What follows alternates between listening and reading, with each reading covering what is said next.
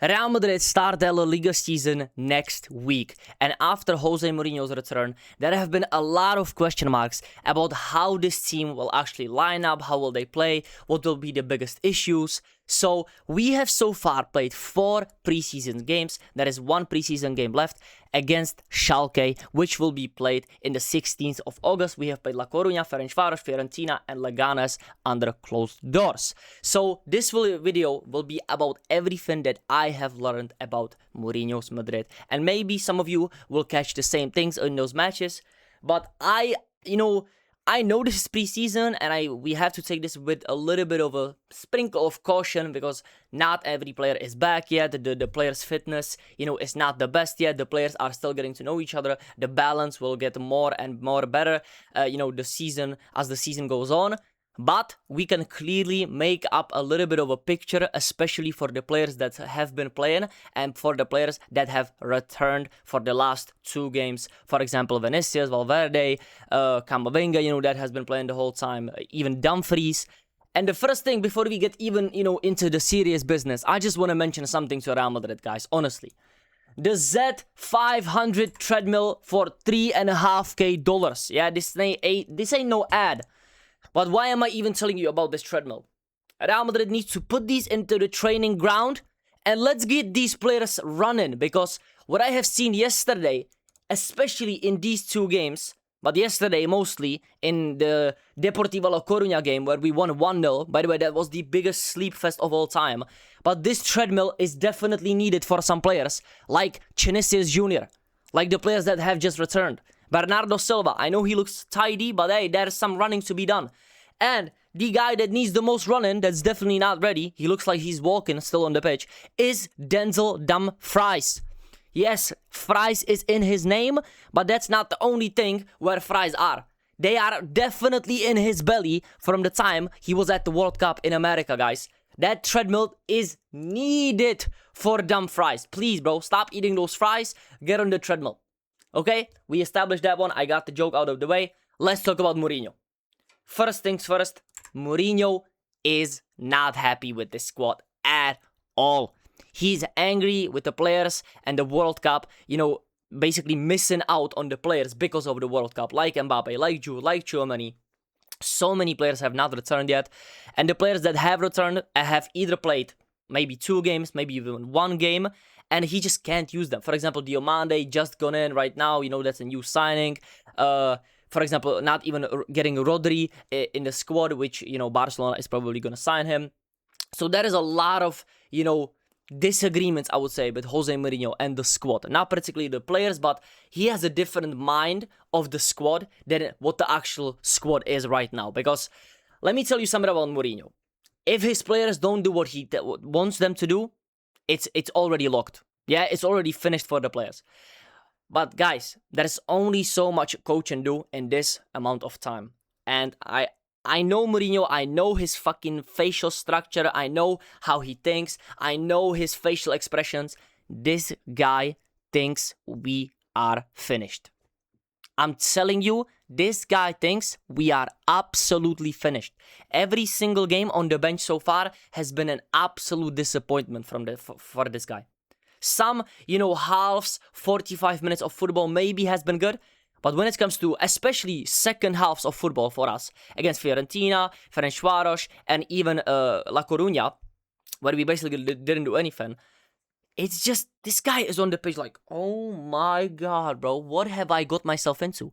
He's definitely not happy with the squad. And, I think this is a good thing. It's actually a good thing, but it's also a little bit concerning how much animated and how much facial expressions he's giving to the players, because these players are pissing him off, and it's the 4th game of the preseason. It's not the 4th game of the Liga. This is still preseason, guys. So there's something to keep an eye on. I hope this gets better once Diomande, Mbappe, Jude Bellingham, all of the players get into the squad and Vinny starts to actually run.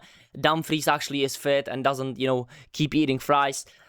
But he's putting in place enough restrictions, enough rules that I think this is gonna get resolved. But keep an eye on Mourinho in the last friendly, in the last preseason game, how his facial expressions are going in, because this brother is not ready yet to be, you know, to completely understand how shit this Real Madrid truly was in the last 2 years. I don't think he fully understood.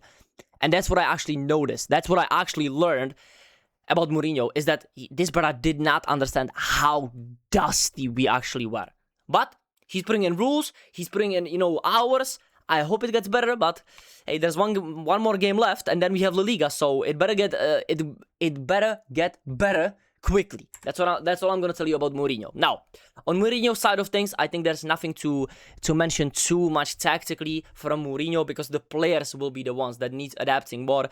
Jose Mourinho playing 4-2-3-1. Of course, there's a little bit of a change in how he plays, how he set up, because better players, more time on the ball, more players, you know, rotating with each other, trying different things, but the system is there. You know, we will not be as deep as his previous teams because there is more attacking power. We have more, you know, players on the ball. There's more balance right now, especially with Bernardo Silva in the midfield. But there will be question marks about the lineup, and we will be looking at the lineup at the end of the video, of course. But I want to talk about the games individually, just quickly, 2 minutes or maybe a minute on every single game. Now, on this Fiorentina game, I will not put too much thought into it, because when you look at the lineup, it's, you know, 2 academy players, Carreras, who wouldn't even be playing as a starter against Cucurella, Camavinga, who really doesn't have a chance to be starting as well, Syria, Endrick doesn't start, Dumfries on the right wing. It's fine. I liked Endrick in this game. Camavinga, once again, other than the assist, was kind of bad. The whole defense was just a little bit shaky. If Carreras, by the way, didn't have that assist, I think he would have got like a 6.5 as well. Syria looked okay. You know, Valverde has been underwhelming the whole preseason, and, you know, it's only Fiorentina, but they did put on some players. Then Moiskin scored, Fagioli got the assist, so I wouldn't be putting too much thought into this. The only thing I didn't like was the performance in the second half, where we basically kept on the same players like we did in the first half. You know, like, we had Endrick for 75 minutes, 87 Guler, 84 Valverde, 75 Dumfries, and then 64 Syria. Other than that, it was the same team, and we just completely capitulated. Ferencváros, you know, we had the academy guys once again starting. We had Rivas, Martinez, Syria. We had even Brahim Diaz starting. And the first half was actually kind of okay. It was kind of good. The players were running. Camavinga had some couple of nice touches. You know, Valverde once again was really underwhelming in the first half. Dumfries was good. Brahim Diaz wasn't really doing too much, but wasn't bad. Syria did really well. Arda Guler was absolutely phenomenal in this game. Endrick was doing a couple of runs. He had a couple of chances. Maybe he could have finished at least one in this game. But the first half overall in this game wasn't really bad. But once again, that second half, every single player came on, like Vinny, SP, Bernardo Silva, Trent, Dean Huijsen, Antonio Rudiger, and some of these guys are of course going to be starting, like Trent, maybe even Bernardo. Dean Huijsen is definitely starting, Vinny is definitely starting, and then you have these young players, but nothing changed. Honestly, the game in the second half got even worse and worse and worse and worse the longer and longer it went on. Honestly, we had absolutely no chance creation. Ferencváros even scored a goal where we were absolutely dog shit in defense, and the goal we scored was phenomenal once again. But after we scored the second goal, we completely gave up on the match, which I don't like. And once again, it goes back to second halves of this preseason, and this team have been absolutely dirt. Now, this game, I'm gonna be honest, the whole game was dirt, but at least we scored in the first half. The second half was once again so boring, even when you look at the first half. Okay, 10 shots, 3 on target, 18 touches in the opposition box. You look at the second half. Deportivo La Coruña had 9 shots, 2 on target. We had 3 shots, 1 on target. 59% possession. You are just expecting more. You know, with this kind of possession, especially against La Coruña. And I know, yes, we changed it up in the second half, sure, but there's still players like SP, Valverde, Trent, and even Rivas, which Rivas isn't not a bad player. He's definitely not some bum that you're expecting to be absolutely atrocious against Deportivo La Coruña.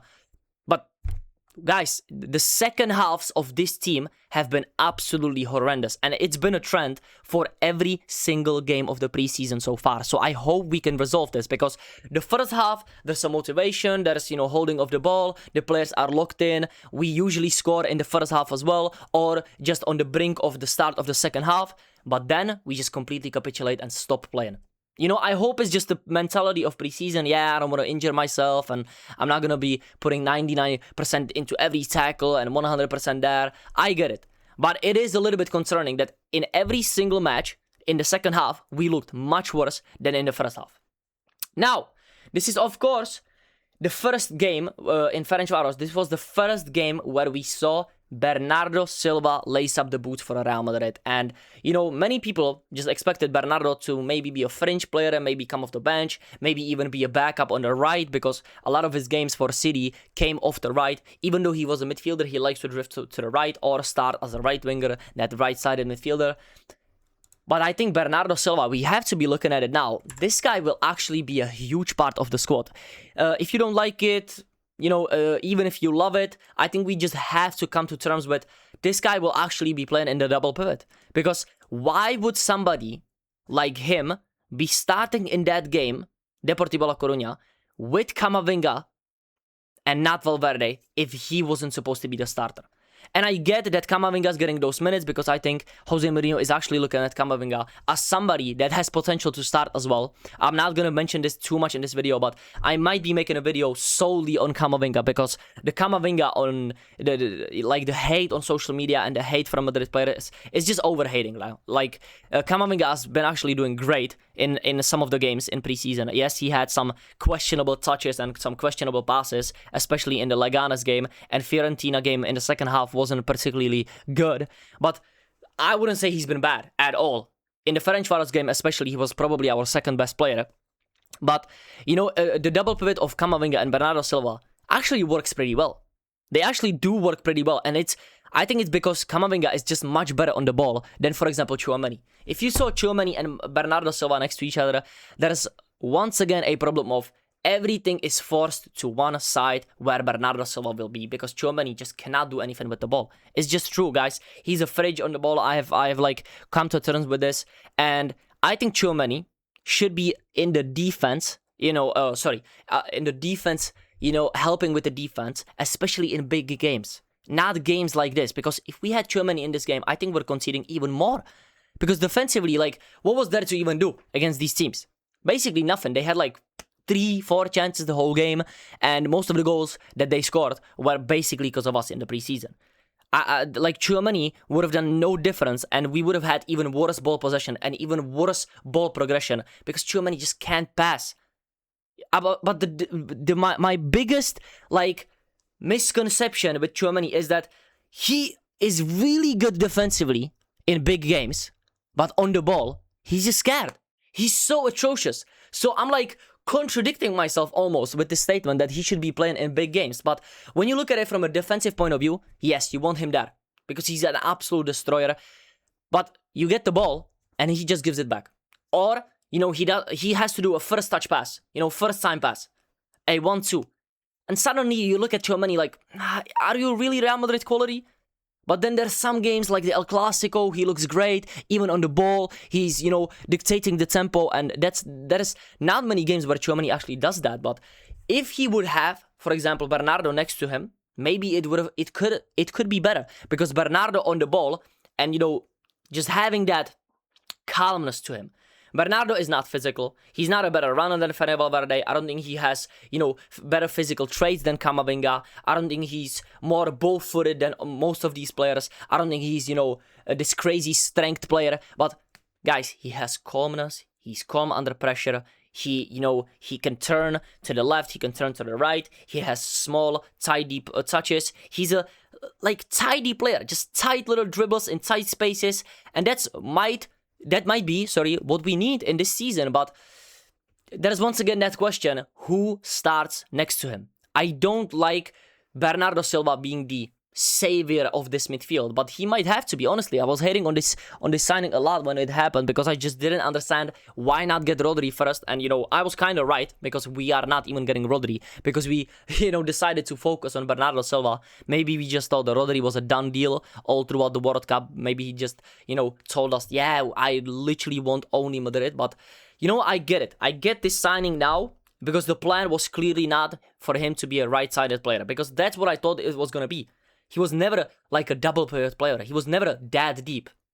Even when you look at his heat map last season for Manchester City, it was still on the right side, honestly. So I think this is one of the biggest things that we could learn from the preseason.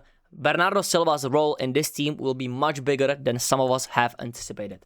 Now, if we look at the center-back situation, I knew this before the preseason. I knew this before Mourinho joined.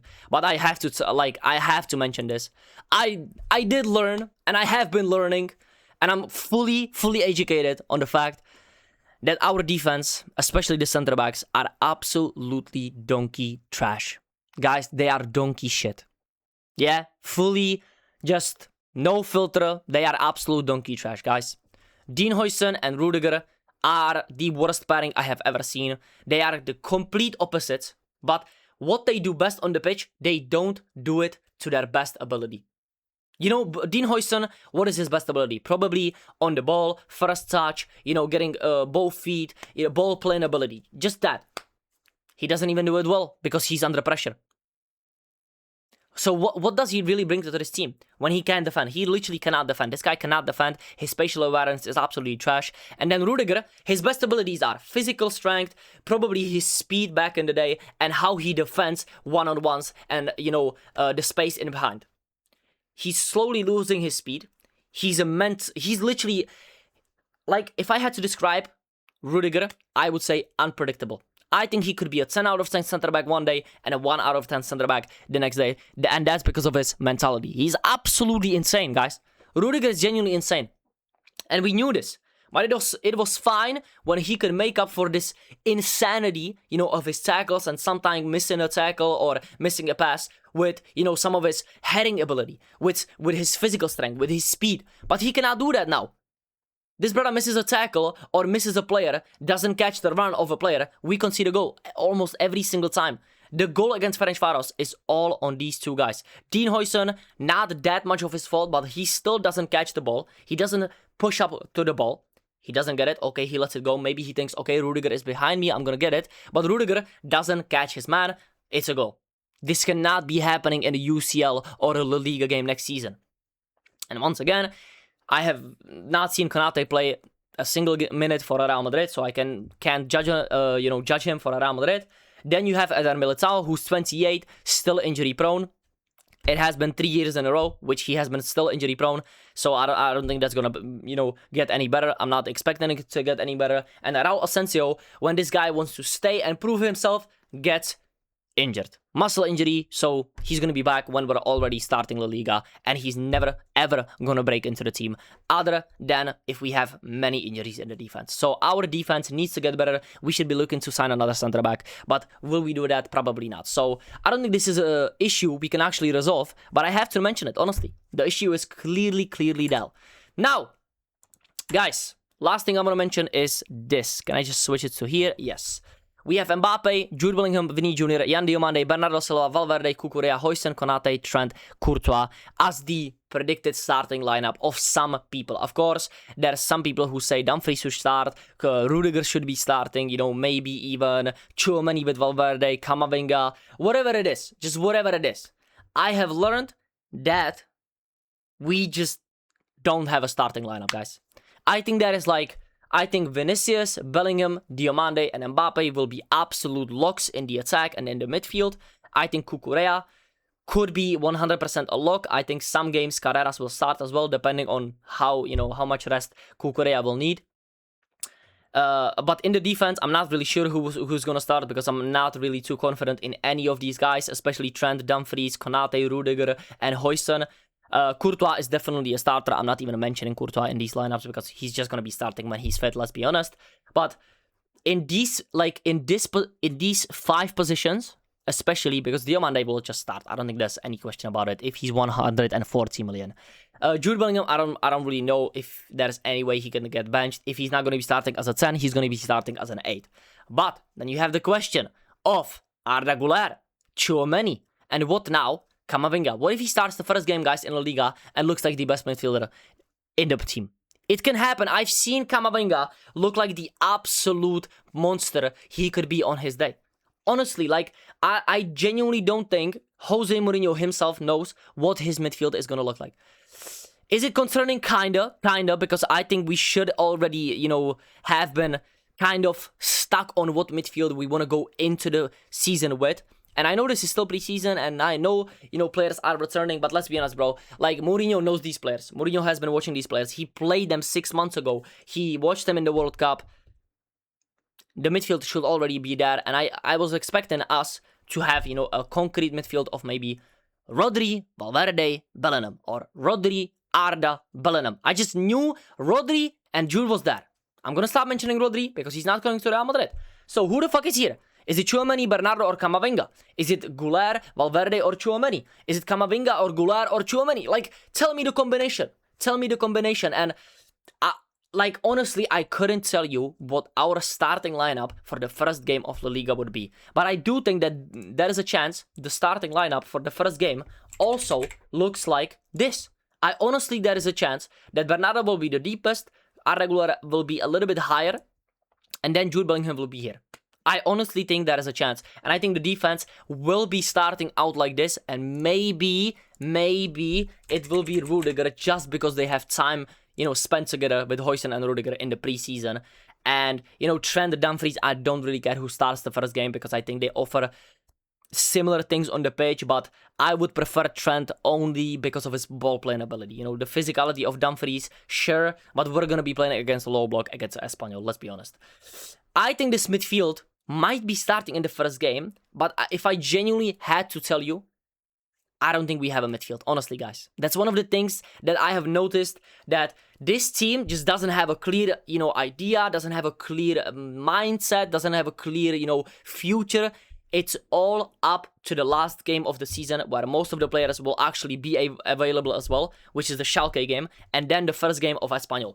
That's where we clearly will have some structure and, you know, mindset of what we will be doing with every single player in this team. But I think this is genuinely all that we have learned so far from this season. Sorry, from the preseason. I don't think Mourinho is particularly doing anything badly. I just think he's feeling out the team, and there's nothing too much to speak about you know, Mourinho like tactically. But I think every single thing that I have mentioned in this video, especially the fact that Bernardo Silva would have a way bigger role than expected, and then the second half problems and the fitness. I think this is the biggest things that we have learned so far, and the lineup issue was already there before, you know, because after we didn't sign Rodri, we all knew that the midfield and the defense was kind of like just in the air, you know, like who's going to be starting here, who's going to be starting there. Honestly, I just want to know your thoughts. Do I think I cooked? Do you think, you know, you kind of notice the similar things in this? Some of you will maybe mention that Arda Guler should have a bigger role, but once again, there was one game where he was sensational, other game where he was absolutely dirt, and I just didn't notice him at all. So, you know, some of you might be angry with that I didn't mention Arda Guler. You can let me know down below in the comments. Maybe you have some other thing you mentioned that you didn't like, for example, about Mourinho or any other player, about the fitness, whatever you want to mention down below. I'm all ears. Mention how many things you want. I will be reading those comments as always. And if you enjoyed the video, please like, comment, subscribe. We're so close to 4K now, and then the road to 10K is closer and closer and closer thanks to you guys. And thank you for watching this video. I will see you in the next one. Peace out.